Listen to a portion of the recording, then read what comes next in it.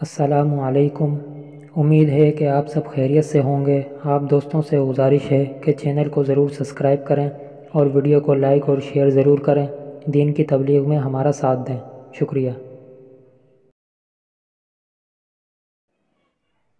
بسم اللہ الرحمن الرحیم۔ عقیدہ ختم نبوت۔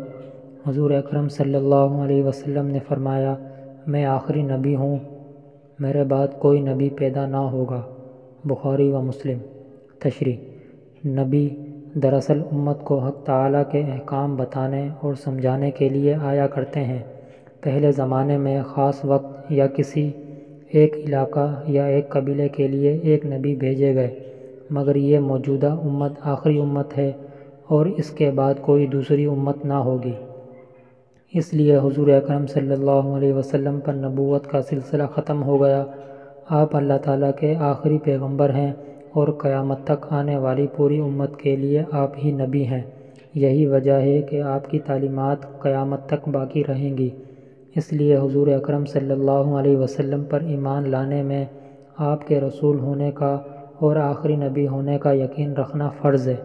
جو شخص آپ کو رسول مانے گا مگر آخری پیغمبر نہ مانے وہ مسلمان نہیں۔ بعض لوگ حضور اکرم صلی اللہ علیہ وسلم کو نبی مانتے ہیں مگر دوسرے کسی شخص کو بھی نبی یا اس کا بالعکس یا نبی کا بروز تسلیم کرتے ہیں۔ وہ دائرہ اسلام میں داخل ہی نہیں، جیسے ہمارے ملک میں قادیانی جو مرزا غلام احمد کو نبی یا اس کے مشابہ مانتے ہیں، یا اسماعیلی فرقے کے لوگ وغیرہ وغیرہ۔ ختم نبوت کا عقیدہ اسلامی امت کا متفقہ عقیدہ ہے۔ اس حدیث شریف میں اس کا ثبوت و اعلان ہے۔ البتہ قیامت سے قبل جو حضرت عیسیٰ علیہ السلام دوبارہ دنیا میں بھیجے جائیں گے تو اس وقت حضور اکرم صلی اللہ علیہ وسلم کے امتی کی حیثیت سے آئیں گے اور حضور صلی اللہ علیہ وسلم کی شریعت پر ہی لوگوں سے عمل کروائیں گے۔ جو لوگ ختم نبوت کو تسلیم نہیں کرتے انہیں اپنے آپ کو مسلمان کہلانے کی ضد نہیں کرنی چاہیے، کیونکہ اسلامی عقائد کسی من مانی تعبیر و تشریح کا نام نہیں۔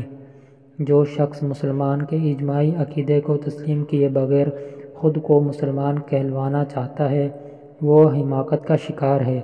اسی حماقت سے بچانے کے لیے حضرت صلی اللہ علیہ وسلم نے وہ اعلان کر دیا جو آپ سے پہلے کسی نبی نے نہیں کیا تھا کہ میں اللہ کا آخری نبی ہوں، میرے بعد کوئی نبی پیدا نہ ہوگا۔ ہاں کچھ لوگ جھوٹے مدعی ہوں گے، ان کے دام و فریب میں ہرگز نہ آنا۔ بھلا کون مسلمان ایسا ہوگا جو آقا نامدار ختم نبوت کے تاجدار سرور دو عالم صلی اللہ علیہ وسلم کی اس رہنمائی کے بعد جھوٹے مدعیوں کے دام فریب میں گرفتار ہو۔